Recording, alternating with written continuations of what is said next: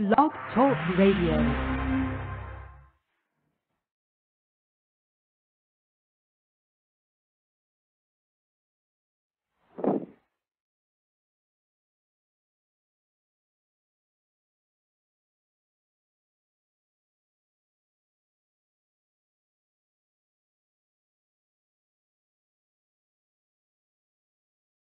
Boa noite, meus amigos. Estamos aqui de volta.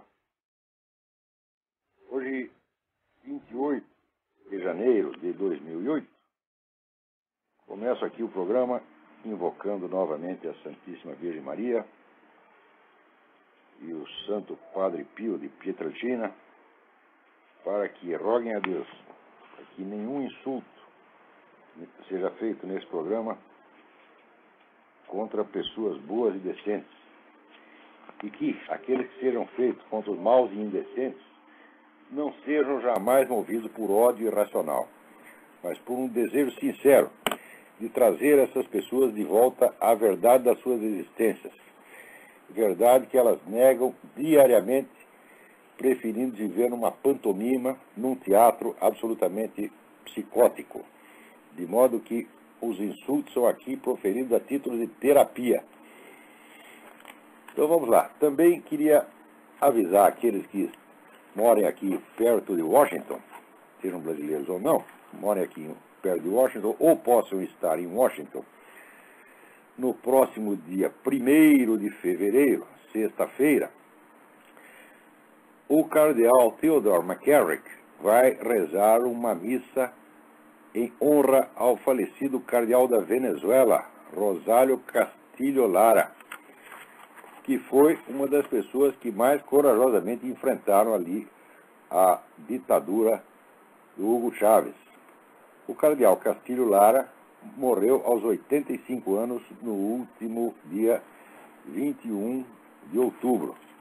Então, a missa será rezada na Catedral de St. Matthews, no número 1725 da Rhode Island Street, em Washington, D.C. 1725 Rhode Island Street. Às 5 horas da tarde. 5 da tarde. Não, 5h30 da tarde. Está aqui. Muito bem. Também queria lembrar vocês aqui do curso que será dado aqui em Colonel Heights, nas 2 semanas finais de abril, sobre o tema Filosofia Política. Há até um textinho de apresentação que está lá no meu site. Então, os interessados no curso podem se informar através dos números 041 3262 0100 ou 041 9974 4443 com o senhor Eduí com Y.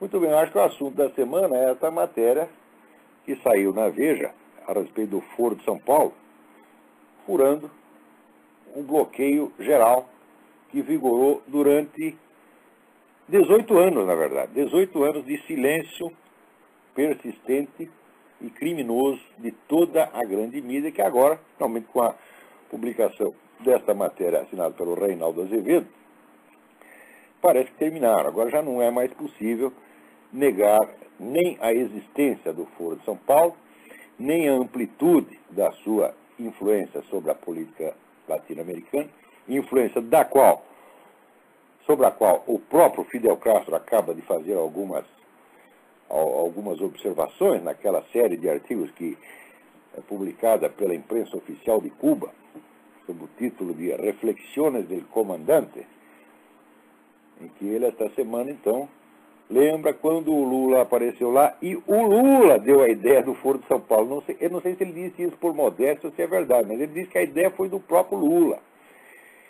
E ele, então, exatamente como as Farc fizeram naquele comunicado enviado ao PT, cumprimentam o PT por ter salvado da extinção o movimento comunista na América Latina, cumprindo aquilo que depois seria resumido no 4º encontro do Foro de São Paulo como a máxima inspiradora do Foro, que é recuperar na América Latina aquilo que foi perdido no leste europeu. Quer dizer, o comunismo é aquela merda toda que foi perdido no leste europeu, os camaradas estão a fim de resgatar, recuperar e comer tudo aquilo de novo. Quer dizer, eles são viciados mesmo. Então o Fidel Castro, nesse artigo, ele reconhece ali os méritos do Lula, né, e a importância enorme do Foro de São Paulo. E também a matéria da Veja, além de confirmar a existência e a importância, confirma o caráter absolutamente criminoso desta entidade. Porque se partidos legais fazem planos em comum com organizações de terroristas e narcotraficantes, é evidente que a existência de uma estratégia comum, tá, quase que me traindo, ato falo, chamada tragédia comum, na verdade é uma estratégia, é uma tragédia comum. A existência de uma estratégia comum entre partidos legais e organizações narcotraficantes é como qualquer conspiração feita por qualquer pessoa com uma organização de terroristas e narcotraficantes. Isso quer dizer que a política, aparentemente legal, faz parte de um plano criminoso, meu Deus do céu, está articulada com um plano criminoso, né? Já dizia Lenin chamava o terrorismo de propaganda armada. A propaganda armada nada pode sem o auxílio da propaganda desarmada, que é feita justamente pela política legal, pela mídia, etc, etc. Um exemplo dessa articulação é o fato de que, por exemplo, no Brasil, sempre que era preso alguém, ou das Farc, ou do MIR, ou de qualquer dessas entidades, imediatamente aquela putada petista toda, né, Greenhalgh, Marilena Chaui, né, Hélio Bicuda, essa gente toda se mobilizava para soltar o sujeito. Quer dizer, é claro que há uma articulação. Tá certo? Então, quer dizer, esses camaradas não podem nem mesmo ser investigados. Vocês viram, quando o Fernandinho Beiramar foi preso na Colômbia, lá ele confessou tudo, contou a história inteira para a justiça colombiana, mostrando como ele comprava anualmente 200 toneladas de cocaína da Farc em troca de armas que ele contrabandeava do Líbano, e dando todo o esquema direitinho, exatamente como estava no próprio laptop dele, que foi apreendido na ocasião. Quando chegou no Brasil, não disse mais uma palavra, e botaram até o neguinho numa prisão de segurança máxima. É segurança máxima contra perguntas inconvenientes, quer dizer, ninguém pode falar com o Fernandinho. No dia que ele foi no Congresso, ele riu da cara dos congressistas, cagou na cabeça deles, disse, olha, não vou falar merda nenhuma, vocês vão tudo lamber sabão, tá certo? Eu aqui, eu posso, eu faço, eu aconteço. Por que fazia isso? Porque sabia que tem costa quente. Quer dizer, a Farc mandou não deixar o cara falar, tá certo? Mandou tampar a boca dele, então das duas uma. Se ele falasse, ele morria. Ele não falando, tá certo? Então, há um interesse geral em protegê-lo. O nosso governo é diretamente culpado disso, porque o Lula é tão parceiro das Farc quanto o Fernandinho. Ele era o presidente do Foro de São Paulo durante todo o tempo em que a Farc participou dos encontros e traçou a estratégia comum com os partidos legais. Ele era presidente do Foro de São Paulo quando, por unanimidade, aquela merda assinou uma declaração de solidariedade incondicional às Farc, chamando de terrorismo de Estado a perseguição que o governo da Colômbia movia contra esses criminosos. Então, quer dizer, que existe uma parceria, é evidente. Se está levando dinheiro nisso ou não, pouco importa, porque está levando uma vantagem política formidável. É tudo para vantagem. Um leva dinheiro, outro leva vantagem política, outro leva o pó, outro leva a arma, e fica tudo assim em família. Está entendendo? Quer dizer, vocês estão sendo governados pelas Farc, gente. Vocês têm que acordar para esse negócio. Vocês estão sendo governados por terrorista e narcotraficante, na pessoa do seu Luiz Inácio Lula da Silva. Tá certo? Então, eu já disse isso milhares de vezes. As provas documentais são abundantes e a ocultação que a mídia fez é tão criminosa quanto o Foro de São Paulo, que foi uma ocultação proposital. A possibilidade disso ter sido apenas uma conjunção acidental de inépcias, assim, é tão absurda, que por lei das probabilidades, a gente tem que descontar. Fala, não é possível que todos os jornais, todas as estações de rádio, todos os canais de TV cometam a mesma distração ao mesmo tempo, anualmente, durante 18 anos, porra! Você quer me fazer acreditar nisso? Eu sou trouxa, eu não digo que eu sou esperto, não. Esperto é o Lula. Eu sou trouxa, mas não sou tão trouxa assim. Tá certo? A minha trouxidão tem limites. Tá certo? E esses limites foram alcançados Já no ano 2000, 2001, quando eu li esse material todo do Foro de São Paulo, eu falei, pô, estão nos fazendo idiotas. Outra coisa, o seu Lula fez outro dia um apelo para que os brasileiros cometam menos violência. A senhora vai mentir na casa do caralho, moleque. Você sabe perfeitamente o que é preciso fazer para acabar com a violência no Brasil. Prende esses seus amiguinhos da Farc e a coisa reduz para metade na mesma hora. Você sabe perfeitamente que a Farc está treinando aí o Comando Vermelho e o PCC para fazer merda, para matar brasileiro na rua, chegando a 50 mil homicídios por ano, e tu vem com essa hipocrisia de dizer, façam menos violência, faça você menos violência. Outra coisa, tem aí um petista do caralho, um petista, amigo de petista, que quer fazer uma lei para punir insultos feitos às suas excelências, às suas autoridades, através da internet. Pode punir quando quiser, se me levar pra cadeia, ou aí que eu vou te xingar mesmo, filha da puta. Você tá entendendo? Porque tu, Lula, tu é um mentiroso, vigarista, canalha, filho da puta, é isso que você é. E digo na sua cara. Outro dia teve um moleque aí na internet, um bunda chamado Anselmo, não sei das quantas, que diz, não, o Olavo só fala as coisas à distância, não é... Olha aqui, ô seu bosta. Eu já falei essas coisas diante de uma plateia de centenas de militantes do MST que queriam me matar. Eu mandei os bichos calar a boca e eles calaram. Tá certo? Você, para mim, é um pedaço, vamos dizer, um cocôzinho, você tá entendendo? Agora, os caras às vezes não imaginam, eles nunca viram uma pessoa de coragem, não sabem o que é um homem corajoso, porque nunca viram. Então eles imaginam que todo mundo é cagão que nem eles. Me mede pela sua régua. Você tá entendendo? Ora, moleque, se você passar 1/1000 do perigo que eu passei, do perigo que eu enfrentei durante a vida, e jamais corri, tá certo? Corri risco, já muitas vezes tive me encostar o revólver na cara, já levei porrada, você tá entendendo? Já fui preso, tá, e não tenho medo de bosta nenhuma disso, nunca corri. Agora você, ora, porra, se eu te der uma cuspida na cara, você desmaia, você mija nas calças, rapaz. Então, no Brasil, hoje em dia, todo mundo assim, só tem boiola. E quando digo boiola, não estou me referindo às preferências sexuais, porque existe gay corajoso. Não é isso? Né? Lord Byron vivia lá, dando o rabo pro tal do Shelley, e ia pra guerra, enfrentava todo mundo, tá entendendo? Ficavam os dois fazendo maior surubo, tá certo? Mas ele era valente. Então, historicamente, é um fato. Aqueles camaradas lá de Esparta, de Atenas, tudo viado, tá entendendo? Os 300 de Esparta, tudo viado. Quer dizer, não nego a existência de viado corajoso, tá certo? Mas não é disso que eu estou falando, estou falando a boiolice moral. É a boiolice moral, que é pior do que o sujeito dar o rabo, porque ele dá o rabo dos outros, para ele tirar o dele da seringa. Você tá entendendo? Então, o Brasil tá cheio de gente assim, e esses caras vêm me julgar por eles mesmos. Ah, vem aqui pra tu ver, ô filho da puta, eu pago uma passagem pra você vir aqui. Tá? Tem alguém na linha aí? Alô? Alô? Alô? E eu acho que caiu a ligação.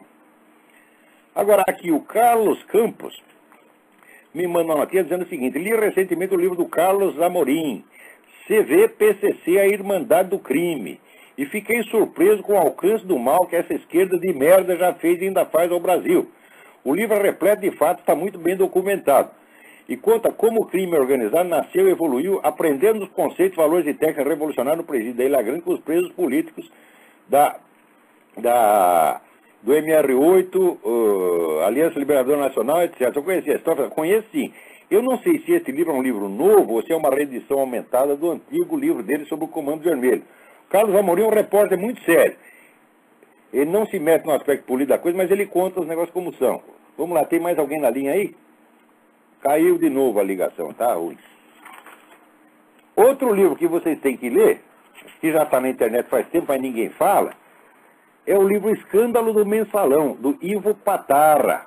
O livro está, você pode encontrar na internet, me mandaram uma notinha aqui, www.escandalodomensalão.com.br, Ivo Patarra. Toda a merda está contada lá. Né? Falando em merda, alguém me mandou aqui um artigo do Rodrigo Constantino, artigo chamado O Socialista Cristão. Vocês lembram daquele promotor maluco Francisco de Souza? Né? Aquele sujeito que foi pego no motel, dado umas porradas na mulher no motel, né? Aquele sujeito que se considerava a si próprio um modelo de santidade, né? E depois foi pego descendo a mão na mulher no motel. Esse aí escreveu um catatal, né? Uma estupidez chamada Socialismo, uma Utopia Cristã. Né? E agora está aqui o Rodrigo Constantino discutindo com o Francisco de Souza. Falou, olha, este é o que eu vou chamar o debate do século. Né? O Francisco de Souza finalmente encontrou o antagonista à altura. Né? Rodrigo Constantino versus Francisco de Souza. Né? Quer dizer, o debate entre Gilbert Chesterton e Bernard Shaw no começo do século vai empalidecer perto disso aqui, né? Quer dizer, o Rodrigo Constantino consegue ser mais idiota escrevendo sobre o socialismo cristão do que um socialista cristão. É um negócio incrível. Por que esse pessoal não estuda? Porra, eu lembro o seguinte, uns anos atrás, né, uns meus alunos aí, né, todo mundo queria escrever na mídia e dar palpite, fazer jornal, sei que eu dizia, vocês ficam quietos. Porque é o seguinte, Aristóteles estudou 20 anos com Platão antes de começar a ensinar. Quer dizer, se eu pedir para você sentar e ficar quieto durante 10 anos estudando e aprendendo as coisas, para depois você dar palpite, você vai fazer um benefício à humanidade, tá certo? Né? Privando-a de ter contato com a sua merda mental, você está entendendo? Porque, olha, eu escrevi coisa quando era jovem e eu hoje, quando leio, eu morro de vergonha. Aquilo tudo era um monte de besteira, tá certo? Daí eu resolvi ficar quieto e ir para casa estudar. E daí publiquei meu primeiro livro com 48 anos e acho que ainda foi cedo demais. Tá certo? Agora, esses moleques tudo tem aquela pressa de dar opinião, como assim? Se o mundo não pudesse continuar vivendo sem ouvir ele, o mundo está esperando, né, a sua opinião. Então todo mundo louquinho para dar opinião.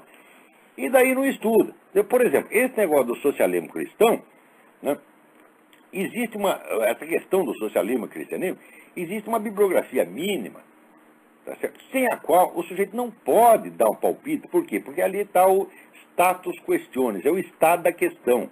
Se você não sabe o estado da questão, quer dizer, você não sabe os debates anteriores que vier, você tem que ficar quieto, moleque. Isso aí é que nem tu entrar numa festa, não saber do que as pessoas estão falando, e tu abre a boca e sai falando merda. É o que acontece no Brasil inteiro. Isso aí só tem analfabeto metido, palpiteiro. Tá vendo? Então, ô Rodrigo Constantino, tu quer a bibliografia básica do assunto, tu escreve para mim, pede com jeito que eu te dou a bibliografia. Tá certo? Se tu quer aprender, eu te ajudo a aprender. Você está com o Rodrigo Constantino, depois dele brigar comigo na coisa, daí ele começou a ler os livros, que ele já leu até o Ortega y Gasset. Tá certo? Ou seja, eu com 21 aninhos eu já tinha lido a obra do Ortega y Gasset inteirinha, cada volume, até o fim. Tá certo? Depois escrevi um ensaio a respeito do Ortega y Gasset, né? E guardei na gaveta, né? Anos depois apareceu um concurso do governo da Espanha, quando foi o centenário do Ortega y Gasset. E eu falei, pô, eu conheço tudo o Ortega y Gasset, podia participar desse negócio, mas eu estava muito ocupado, estava cheio de serviço, então não conseguia escrever em tempo. Então uma ex-namorada minha, muito gentilmente, catou aquele negócio antigo que eu tinha escrito 20 anos antes, que estava escondido na minha gaveta, e escreveu, né, no nome dela, não de sacanagem, que não aceitaram a inscrição no nome do terceiro. Então ela teve que escrever no nome dela. Daí chegou no dia da premiação, tá aqui, primeiro lugar, fulaninha de tal. Daí ela levantou e falou, não fui eu não, eu fiz isso só porque o cara não sabia, tá aqui sentado do meu lado, foi ele. E daí ganhei o prêmio, tá vendo? Então, quer dizer, o Ortega y Gasset já estava lido e digerido 40 anos atrás. E o Rodrigo Constantino acabou de descobri-lo. Faço o voto de que descubra outras coisas também. Se você quiser uma listinha do que você tem que estudar, eu mando para você. Né? Agora, tem aqui a cartinha da Marcela Andrade, do Oeste brasileiro. Mando meus sinceros agradecimentos ao professor Olavo de Carvalho e sua família, que tanto tem trabalhado contra a onda de imbecilidade que ameaça até os povos tradicionalmente educados do mundo. E já parece ser condenado o Brasil à eterna escuridão.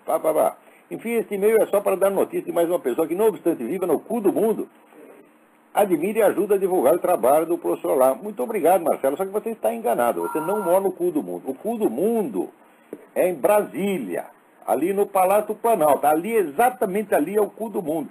Olha, eu medi, né, eu fiz todas as observações, né, geográficas e cheguei a conclusão, o cu do mundo é exatamente ali. Então você pode morar perto, mas não exatamente no cu do mundo, tá bom? Obrigado, Marcelo.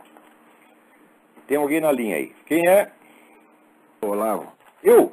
é o Alex, como é que vai? Alex, tudo bem? Tudo bem. Você viu o jornal aí, jornal aqui da Flórida, o Sun Sentinel? Olha um pouquinho mais alto, por favor. O jornal aqui de sábado, aqui saiu, Chaves warns of Colombia flood. Ele acusa o governo da Colômbia dos Estados Unidos de fazer A conspiração contra ele? conspiração contra ele. Ah, mas se não estão fazendo, deve fazer urgentemente. Aí ele aqui no jornal fala que ele ameaça, né, parar a produção de óleo e o óleo vai para $300. Ele devia parar de produzir a cocaína aí Exatamente. Agora outra coisa, se o óleo for para $300, vamos ver o que vai acontecer. Eu sei o seguinte, esse camarada está fazendo chantagem com o petróleo dele, porque ele acha que só ele tem petróleo. O que tem descoberto de petróleo aqui, hoje eu li de mais uma empresa de petróleo que acabou de ser lançado na praça, né, lá com um depósito de não sei quantos bilhões de barris. Toda semana está aparecendo negócio. Não. O que tem de petróleo aqui nos Estados Unidos é uma enormidade. Só no Colorado tem 25 vezes o que tem na Arábia Saudita. Isso nem começou a ser explorado ainda. Como é que está essa onda de terror em torno do petróleo? Quem vai ganhar dinheiro com isso é americano, pô. A hora que o petróleo for para $300 o barril, pô, os americanos vão se encher de dinheiro porque são eles que têm petróleo. Esse cara é um trouxa, esse Hugo Chávez é uma besta quadrada. E ele, como você falou no programa passado, que ele masca a folha de coca, ele deve usar dentadura, né? Não deve ter... Ele masca a folha de coca, sim. Né? Ele masca, eu acho que ele também usa como supositório. Mas supositório de coca, porque para o supositório, por via anal, entra mais rapidamente na corrente sanguínea e sobe para o cérebro. Pelo efeito que está tendo dele, não é só mascar, não. Isso aí é supositório. É daqueles bem grandão, entendeu? E aqui ele fala que eles criaram um novo banco aí com o Daniel Ortega da Nicarágua. E que eles vão criar um banco. Banco para gastar mais dinheiro lá da Venezuela. Porque na Venezuela, o índice de pobreza está crescendo formidavelmente lá. Venezuela é um dos países mais ricos do continente, agora está na merda total para ele poder espalhar dinheiro pelo mundo. Para lavar o dinheiro da revolução, puxar saco do Ted Kennedy. Isso. E você viu, ontem eu vi na televisão uma pessoa mais, mudando de assunto, a pessoa mais velha no mundo tem 122 anos. E ela fumou até os 117. Você viu isso? Tenho uma lista aqui, as 40 pessoas mais velhas do mundo, só não são todas fumando, porque uma parou 2 anos atrás. Parou aos 114 anos porque achava que estava fazendo mal. Então, olha, eu estou fumando aqui há 45 anos, o máximo que a gente conseguir depois de todo esse tempo, fumando 3 maços por dia durante 45 anos, foi um pouquinho de catarro bronco, que é até bom que manda o colesterol embora. O pessoal está tudo maluco. Isso aí olha, dá uma olhada no site www.forces.org, forces.org. Lá tem toda a documentação que os caras não publicam, né? Documentação científica que eles escondem, que só sai na revista técnica, não vai para a mídia popular. Todo esse negócio é empulhação. Claro que tem pessoas para as quais o cigarro faz mal, pessoa que é alérgica. A pessoa tem alergia. Você pode ser alérgico até o Olavo de Carvalho, por exemplo, eu tenho, né? Você pode ter alergia. Quando me vê, dá brotoeja neles, né? Então, o Olavo de Carvalho faz mal à saúde. Para aquele indivíduo faz. Cigarro também. É isso aí, Olavo. Então, um abraço. Então, obrigadão, Alex. Tchau. Peraí, tem mais alguém na fila. Quem é? Quem é? Alô? Pifo. Então, eu vou fazer aqui dar uma outra mensagem aqui que eu recebi, que é do Clóvis, de Curitiba, Paraná. Ele disse, certa vez no Seminário de Filosofia de Curitiba, você mencionou os diários de alguém chamado Julian Gray, não é Gray, é Green, G-R-E-E-N, que teria sido homossexual até uma certa idade e depois deixou de ser. Se possível, gostaria de receber a confirmação do nome do autor. É Julian Green. Olha, a obra completa do Julian Green foi publicada pela editora Gallimard, na famosa Bibliothèque de la Pléiade. São 8 volumes, dos quais metade é constituído do diário dele, um dos maiores diários da história humana, se não o maior. Negócio praticamente ali, dia por dia. E, olha, é tudo com uma sinceridade, uma simplicidade absolutamente maravilhosa. O Julian Green é um dos escritores que eu mais admiro. Foi até uma coincidência você escrever isso aí, porque o volume e meio final da série é uma trilogia de romances que ele escreveu sobre a Guerra Civil Americana. O Julian Green era francês, nasceu na França, mas foi criado aqui, nos Estados Unidos, na Virgínia. Tá certo? Depois voltou para a França. E na velhice, né, o velho começa a lembrar aquelas coisas de juventude e tal, então lembrou aquele negócio do Sul, essa coisa toda, e escreveu esse monstruoso romance sobre a Guerra Civil, que eu estava com medo de ler, porque são 3 volumes de 800, 900 páginas cada um. Então agora eu também estava começando a ler. Olha, é absolutamente encantador. Ninguém consegue escrever as coisas com a simplicidade literal do Julian Green. É maravilhoso, maravilhoso. Não deixe de ler. O romance que tornou ele mais famoso, né, chama-se Leviatã, mas não tem nada a ver com o Leviatã no sentido político. É um sujeito, um camarada medíocre, que mata uma mocinha no interior e daí sai fazendo violências em nível crescente. É um romance realmente assustador, né? Mas o Green, ele experimentou todos os tipos de romance que existem, né? Ele variava muito a técnica de um livro para o outro, sempre aprendendo, sempre evoluindo, e você nota muito esse aprendizado dele, tanto no sentido literário quanto no sentido moral, nesse maravilhoso diário, né? Então, muito bem, vamos ver aqui. Agora, aqui, alguém me manda uma matéria, aqui sumiu, não, peraí, vamos responder outra coisa primeiro. O D'Artagnan Zanella me pergunta o seguinte, a sua teoria das castas, o ser e poder, teria uma influência da teoria das elites de Vilfredo Pareto e do Gaetano Mosca? Tem sim, mas é muito leve, porque esses são 2 autores que eu conheço muito mal, né? Aquela teoria das elites circulantes do Vilfredo Pareto tem algo a ver com a minha abordagem da teoria das castas. Note bem que as castas, tal como eu expliquei nas aulas sobre ser e poder, que não estão publicadas ainda, as castas não têm nada a ver com as classes sociais. As castas são tipos humanos que podem aparecer em qualquer classe social, tá certo? Mas que quase que fatalmente essas pessoas acabarão ocupando na sociedade os lugares que lhes são próprios, tá certo? Independentemente da estrutura de classes. Quer dizer, a relação entre as castas e as classes é uma relação complexa que muda de lugar para lugar, de época para época.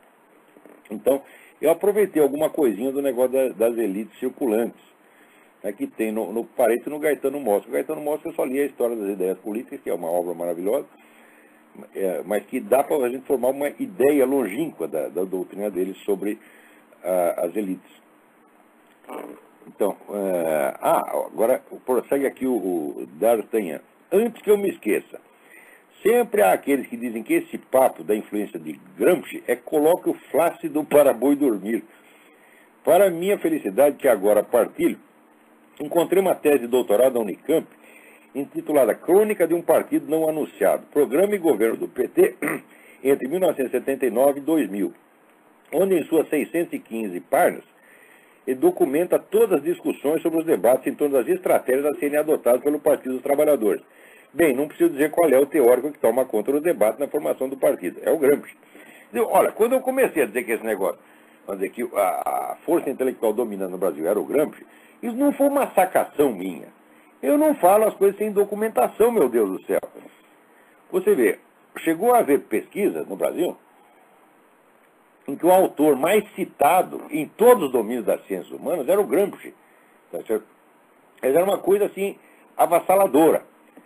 Depois apareceram vários livros brasileiros sobre o Gramsci, sobre uma biografia, do Gramsci, saiu um livro chamado Gramsci e a Escola. Eu li toda essa coisa e fui documentando. Chegou uma hora e falei, olha, está evidente demais, quer dizer, que o PT é um partido estruturado em cima da estratégia do Antônio Gramsci. Quer dizer, não tinha como escapar dessa conclusão. Mas no Brasil, tá certo? Tão logo você enuncia as conclusões de um estudo todo documentado, já aparece um monte de macaquinho, um monte de sagui, dizendo, não é, não acho, eu não gostei. Caralho! É um negócio de estourar o saco. Tá certo? Os caras não sabem o que é um estudioso, eles nunca, não é que eles não sabem o que é, eles nunca viram um, nem de longe. Então quando vê um não reconhece, acha que eu estou dando palpite que nem eles. Fala, olha, veja esse artigo que saiu hoje, meu, no Diário do Comércio, onde eu dou as fontes primárias essenciais sobre o negócio do Foro de São Paulo. Fonte primária é a coisa básica em qualquer discussão em historiografia, tá certo? No direito, até na investigação policial. Documento primário é a coisa básica, né? Se o sujeito chama o outro de, você é o estelionatário, não sou, né? Bom, daí você mostra uma pilha de cheque sem fundo do cara, fala, pô, acabou a conversa, porra, tá certo? Então, o negócio do Foro de São Paulo é a mesma coisa, o Foro existe, não existe, fala, tá aqui as atas, tá aqui as assinaturas dos caras, tá aqui as datas de reunião, tá aqui todo o material emitido pelo próprio Foro de São Paulo, acabou a discussão, não tinha que ter tido discussão. Quanto à influência que tem, eu digo, bom, você veja a lista das entidades que pertencem e veja as decisões que tomaram e veja se isso aí pode ser apenas um clubinho de debate que se reúne no fim de semana para jogar futebol de botão. Né? Então, os documentos de fonte primária são a autoridade final em todas as discussões, mas no Brasil ninguém mais sabe disso. No Brasil, o direito de achar ou não achar, tá certo? É ilimitado. Você fala, 2 mais 2 é 4, o outro fala, eu acho que não. Né? Eu digo, o elefante é um mamífero. Eu acho que não. Eu acho que elefante é peixe. E assim vai, você está entendendo? Porra! Então onde é que vai parar essa merda? Isso é decomposição mental. E a culpa da decomposição mental é da própria estratégia gramsciana. A estratégia gramsciana consiste em fazer toda a atividade cultural se transformar em mera propaganda e manipulação partidária. Resultado, estupidifica todo mundo. Ninguém pode entender o que está acontecendo. É proibido entender a coisa. Tem proibido entender a realidade. Agora, aqui, alguém me manda uma matéria da revista Isto É, falando de um cidadão aqui, Fernando da Mata Pimentel. Embora tenha Pimentel no nome, espero que não seja meu parente.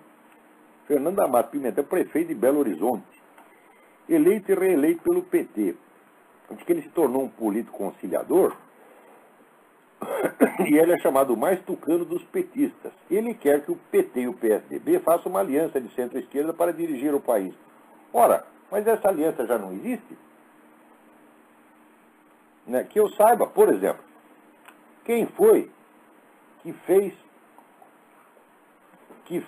o MST? Quem fez o MST foi o Fernando Henrique. Ele que encheu o MST era nada, ele encheu aquela porcaria de dinheiro e virou essa tremenda organização de massas que é hoje. Né?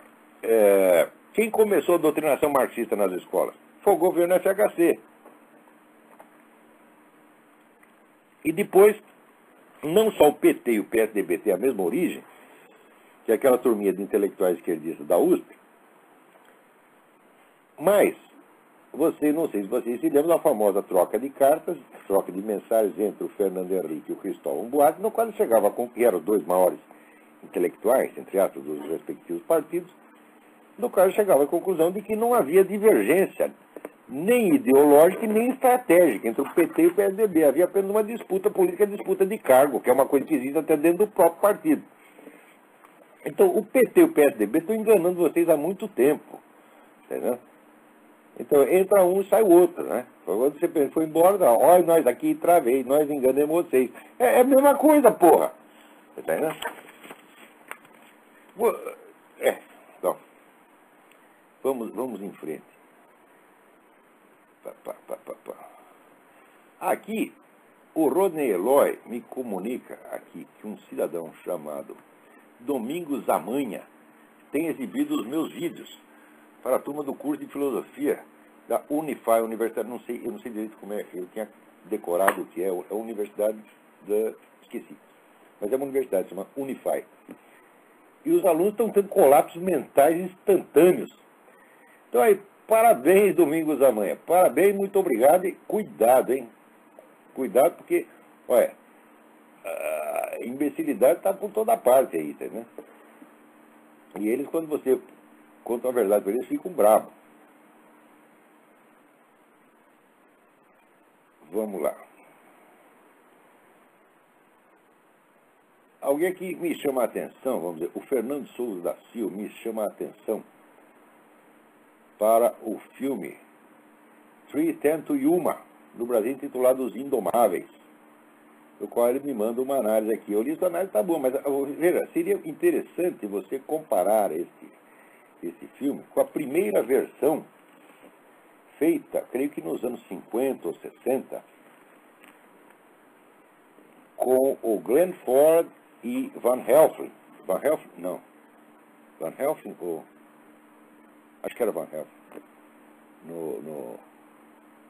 Tinha dois Van, um era Van Helsing, o outro era... Esqueci, acho que era Van Helsing, né? E comparar as duas versões para você ver como as coisas mudaram em Hollywood. Nos instantes finais do filme, o diretor atual introduziu uma série de ambiguidades, né, morais, porque a moda agora é sempre você, né, misturar o bem e o mal para que ninguém entenda direito o que é uma coisa e o que é outra. Isso não tem na primeira versão. Além de ter uma outra diferença, o Russell Crowe é um grande ator, sem dúvida. Mas se você comparar a interpretação dele com a do Ford, não dá nem para o começo, tá certo? Porque o Glenn Ford era profissional, era daqueles negros, quando ele fazia papel de bandido, ele ficava tão ruim que você tinha vontade de bater nele, tá entendendo? E nesse filme, no final, ele melhora de caráter, mas no começo você tem vontade de ir lá e torcer o pescoço do filho da puta, tá entendendo? Tão ruim que ele fica, né? Que, aliás,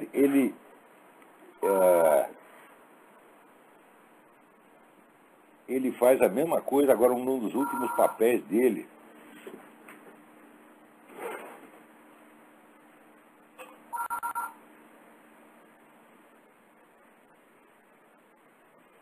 Num dos últimos papéis dele.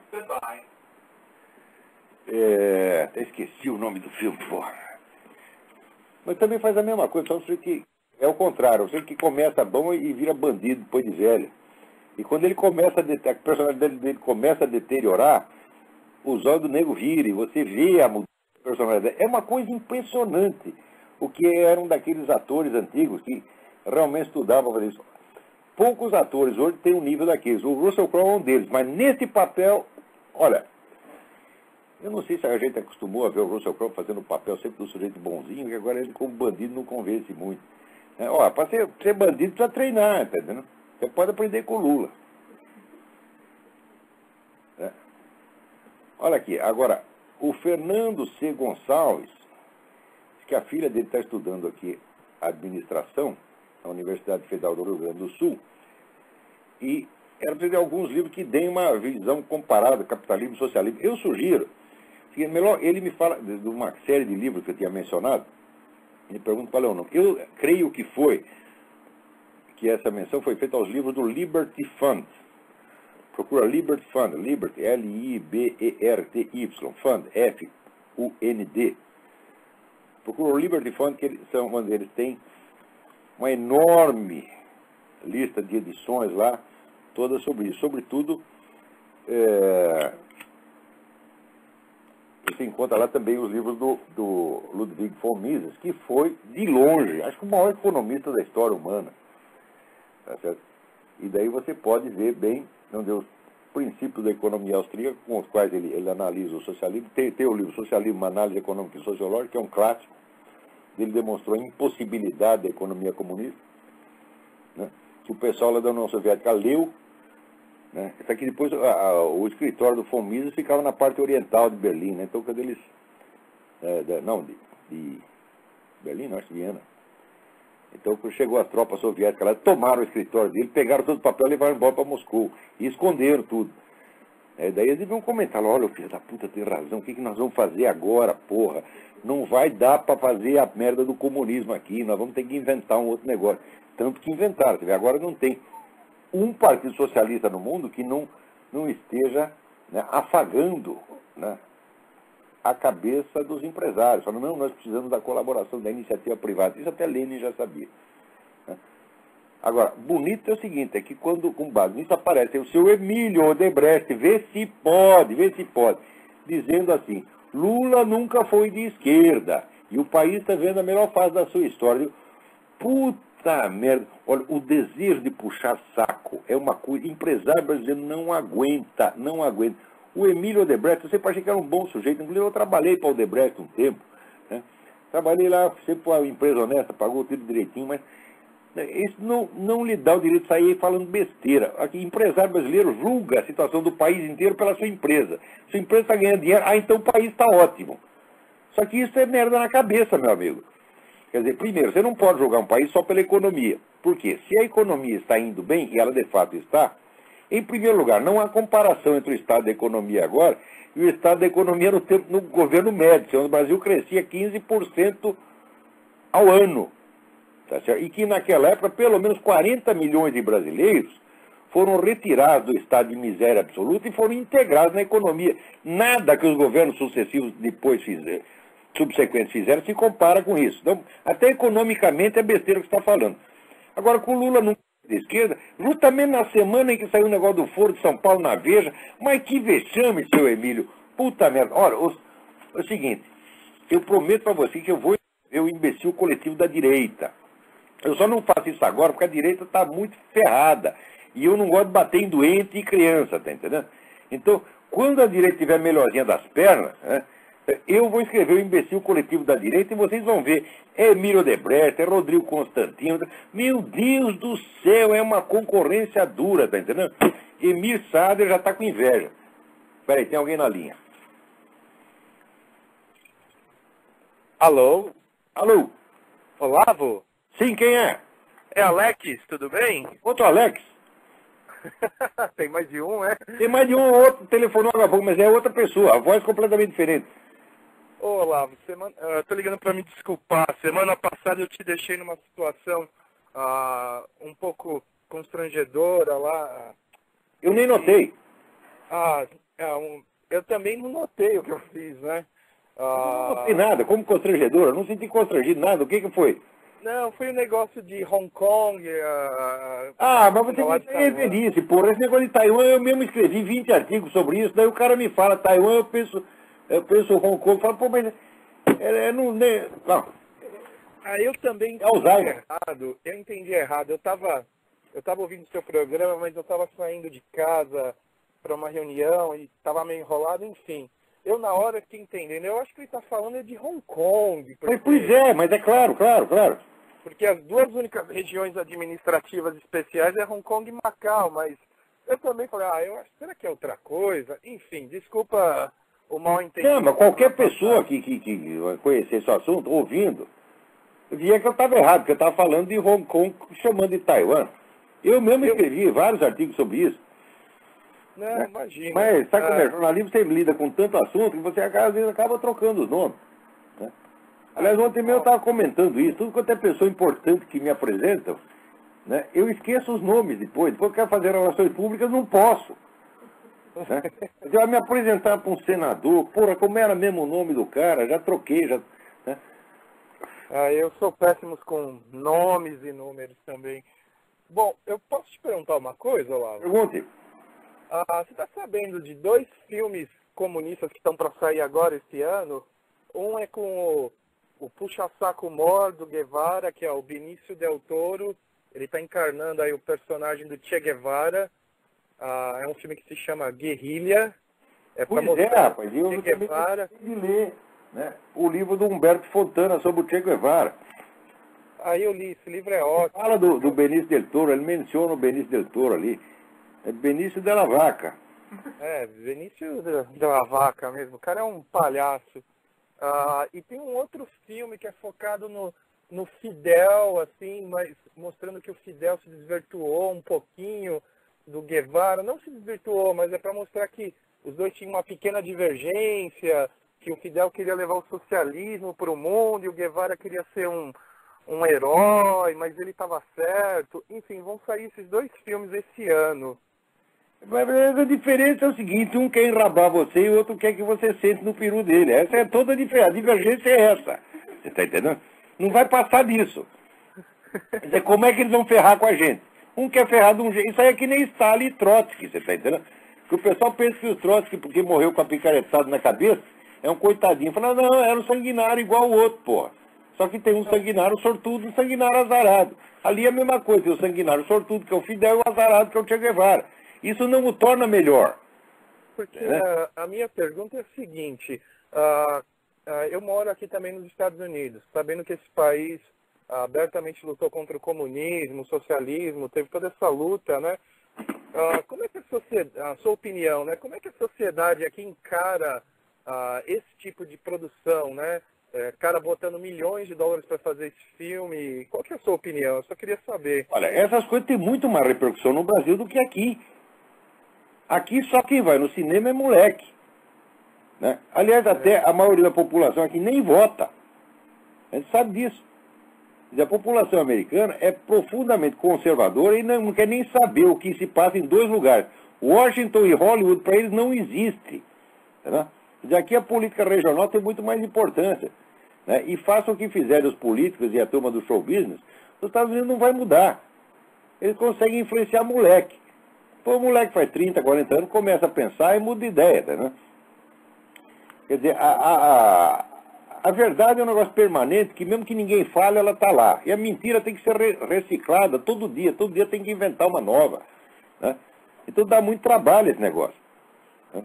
Tá certo. Eu noto que para esse tipo de assunto, eu trabalho mais com canadenses, eles adoram esses papos socialistas, esse negócio de Guevara. O Canadá tem todo esse negócio, mas o Canadá é um lugar onde tudo é proibido, né? Lá não pode fumar, não pode peidar, não pode falar mal dos outros, não pode falar porra nenhuma. E se eu estivesse no Canadá, eu estava em cana já, porra. Graças a Deus aqui é a América, os Estados Unidos, a gente pode falar o que quiser, né? Tá legal, então, Olavo. Muito obrigado, viu? Obrigado eu. Tchau, tchau. Tchau, tchau. Agora diz que... Peraí, tem mais gente aí, vamos lá. Esse livro pra mim agora da CIA. Alô, quem é? Alô, Olavo? Eu? Aqui é o Luiz Guilherme de Campinas, tudo bem? Quem é? Não ouvi o nome. Aqui é o Luiz Guilherme de Campinas, tudo bem? Guilherme, tudo bem? Tudo certo. Eu queria recomendar só um site que está fazendo uma cobertura muito legal sobre essa história da Católicas pelo Direito de Decidir com a CNBB.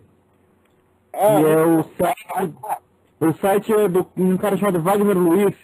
E o nome do site é diasimdiatambém.wordpress.com. Tem uma vírgula no meio ou não? Tudo junto, diasimdiatambém.wordpress.com. wordpress.com, dê uma olhada lá. Qualquer coisa que falem contra as católicas pelo direito de decidir é verdade. E outra coisa, tem o site também do Padre Lodge, né, do Pro Vida de Anápolis. Grande Padre Lodge, esse homem é um herói. O site do Pro Vida de Anápolis também publica muita informação bacana. Bilionários. E olha, e com frequência leva vantagem, dá um cacete neles. Eu queria te perguntar uma coisa, eu estava lendo, eu acho que foi até no site do Padre Lodge. Ou foi no Padre Lodge ou foi no Felipe Aquino. Que eles estão fazendo esse alarmismo do aquecimento global para implantar o controle de natalidade em escala mundial. Vai ser todo mundo que nem a China. Vai ter um filho só. Isso, é exatamente isso. É o plano, ainda é o plano do velho Clube de Roma. Esse pessoal está estudando essa coisa, planejando isso, fazer de controle da natalidade global e controle global de tudo. Há 100 anos, isso é um grupo de bilionários malucos que acham que tem na cabeça a solução de todos os problemas humanos e só o que eles fazem é encher o saco da humanidade. Inventa cada década eles aparecem com uma nova mentira. Toda aquela merda de nova era que teve, aquela onda de bruxaria, tudo eles que lançaram na praça para endoidar as pessoas, tornar todo mundo idiota e presunçoso. Mas qual seria o objetivo deles em fazer com que as famílias acabem, tenham um filho só? O que você faria se você tivesse bilhões de dólares na sua conta bancária e a cabeça cheia de merda? É exatamente o que eles fazem, porra. Idiota não pode ter dinheiro, é isso que eu digo. Né? Você vê aqui... Olha, porque, por exemplo, se você vai no Rio de Janeiro, você ainda vê uns restinhos, por exemplo, de beleza, tem umas casas antigas, bonitas, etc, etc, né? São Paulo não tem mais nada, acabou tudo, derrubaram tudo. Por quê? São Paulo ganhou mais dinheiro. Ganhou mais dinheiro, fez mais merda. Então, esses Rockefeller, Morgan, etc., o problema dos caras é dinheiro. Eles têm muito dinheiro, eles podem fazer a merda que querem. Eles, olha, devia ser um teste de QI para você ganhar dinheiro, tá vendo? Então tá certo, Olavo. Muito obrigado, viu? Boa noite. Obrigado, eu. Mais alguém na linha? Vamos lá. Alô, quem é? Alô? Alô? Quem é? Caiu a ligação. Tem outro, vamos lá. Alô? Alô? Alô? Alô? Alô, quem é? Alô? Olavo? Sim. É Túlio, de Brasília? Túlio, tudo bem? Tudo bem com o senhor? Tudo certinho, graças a Deus. O senhor tá certo, no Canadá tem muita porcaria. A única coisa que presta lá é o Mark Stein. Mark Stein escreve coisas maravilhosas, tem razão. É verdade, é verdade. Eu concordo com o senhor quando o senhor alerta sobre a idiotice que tomou conta do Brasil, quando o senhor critica todos esses macaquinhos, como o senhor diz, esses saguis. Mas às vezes eu fico preocupado quando o senhor começa a parabenizar o pessoal que faz o mídia sem máscara. Porque pra mim aquele povo ali tá muito longe da cultura, viu? Olha, é o seguinte, quem começou o mídia sem máscara fui eu. É verdade. Fundei o mídia sem máscara.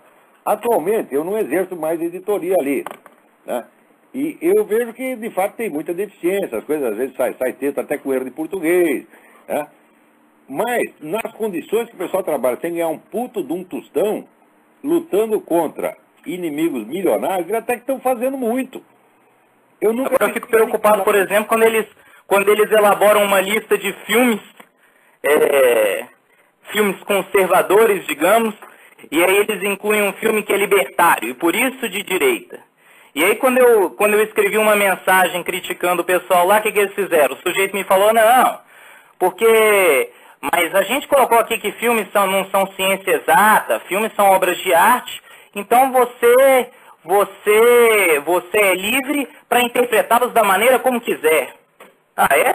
Bom, isso aí está me parecendo mais gnosticismo do que qualquer coisa. O sujeito... O pessoal está em condição de fazer uma discussão cultural de alto nível, não acho mesmo. Com exceção de... Tem alguns colaboradores que são muito bons, que é o Hipojuca Pontes, o Heitor de Paula, né?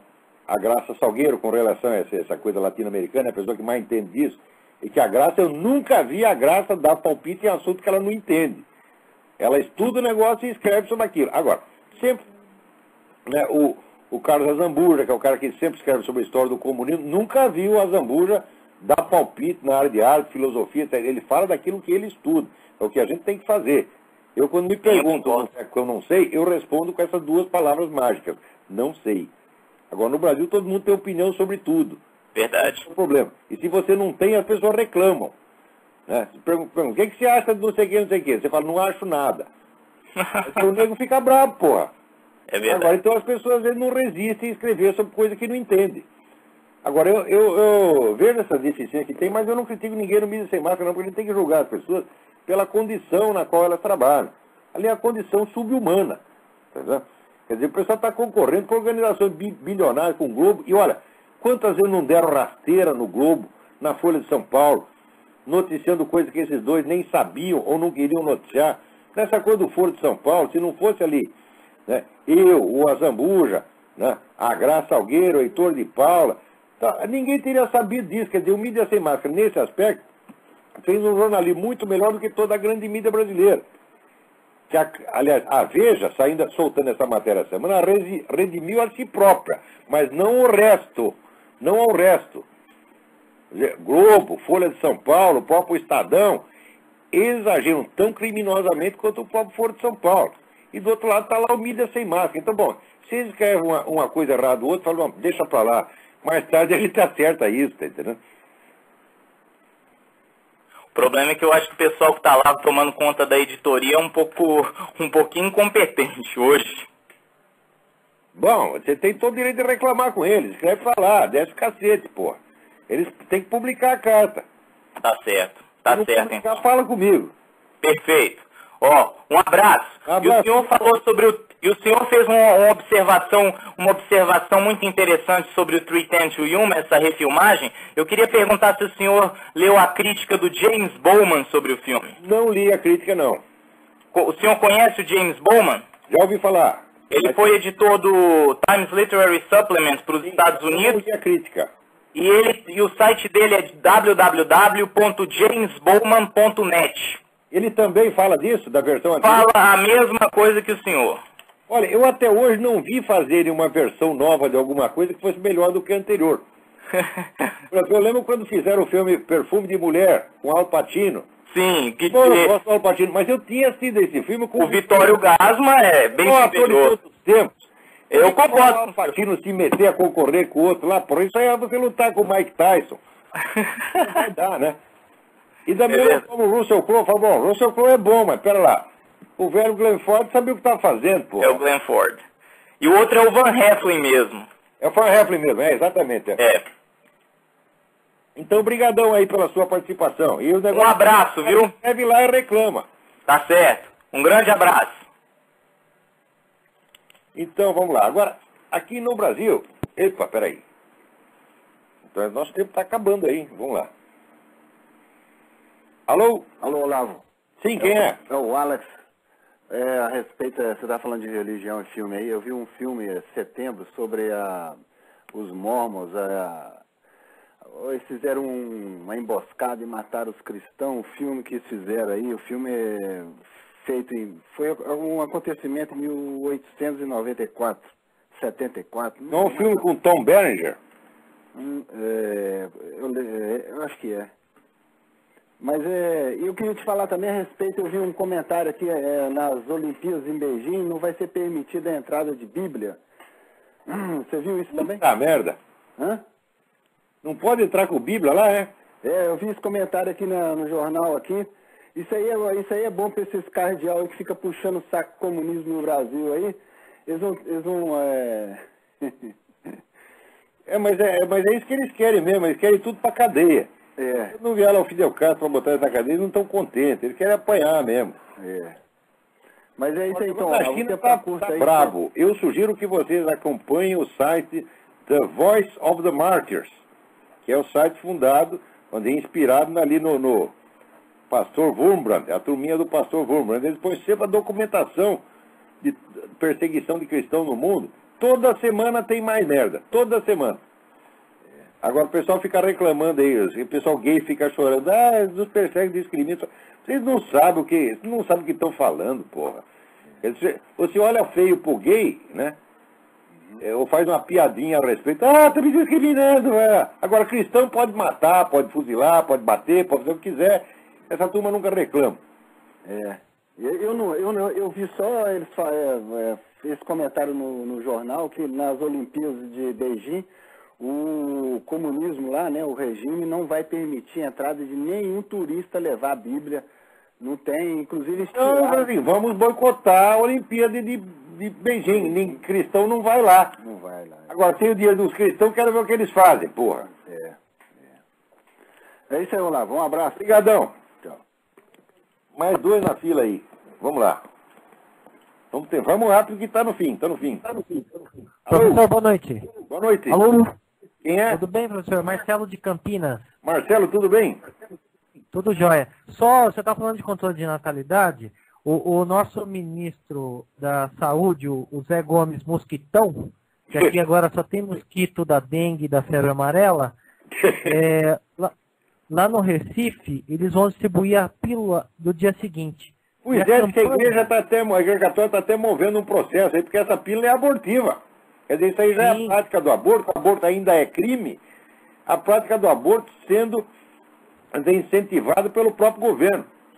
à margem da lei, né? A margem da lei, eles não querem nem saber de lei. Olha, o Foro de São Paulo está infinitamente acima da lei, a Farc está acima da lei. Se você é da Farc, você tem salvo-conduto para fazer o que você quiser no Brasil. Por quê? Porque o seu Lula assinou lá o Manifesto de Solidariedade. E se ele não cumprir, o pessoal da Farc mata ele, pô. O Fidel Castro o demite. Então ele é empregadinho da Farc, empregadinho do Foro de São Paulo. Tá certo? Tá assim, a lei brasileira que se dane. Esse pessoal é tudo assim mesmo, eles não querem nem saber, pô. É uma pouca vergonha. O título da campanha para o carnaval desse ano, professor, é o seguinte: bom de cama é quem usa camisinha. É um absurdo isso. Então, a igreja está mais do que certa de entrar no Ministério Público contra essa distribuição de pílula abortiva no carnaval. Aí fizeram um levantamento, parece que no posto de saúde... Eu vou contar um negócio para você. Eu antigamente fazia uma piada, porque é o seguinte, esse negócio está virando tão obsessivo que daqui a pouco eles vão estar distribuindo camisinha para os masturbadores, para eles não se infectarem a si mesmos. Eu fazia como piada e um dia estou eu lá na TV no Rio Grande do Sul debatendo, aparece um cara do Ministério da Saúde dizendo, não, nós já estamos ensinando as pessoas a usarem camisinha quando elas se masturbam. Falei, porra, a piada virou realidade. Esse pessoal está obcecado com esse negócio de camisinha, rapaz. Parece aquele filme Corra, que a polícia vem aí, que o sujeito entra inteiro dentro de uma camisinha. Eles acham que a camisinha vai protegê-los contra todos os males do mundo, né? A camisinha protege até contra... virou categoria moral, né, professor? Hã? Camisinha é categoria moral agora no Brasil. É uma categoria moral. Se você não usa camisinha, você é um filho da puta. Você é um cara indecente. Meu Deus do céu. Olha, eu dou graças a Deus eu não ser jovem hoje em dia, tá entendendo? É verdade. Gente, acabou nosso tempo. Até a semana que vem. Muito obrigado a todos.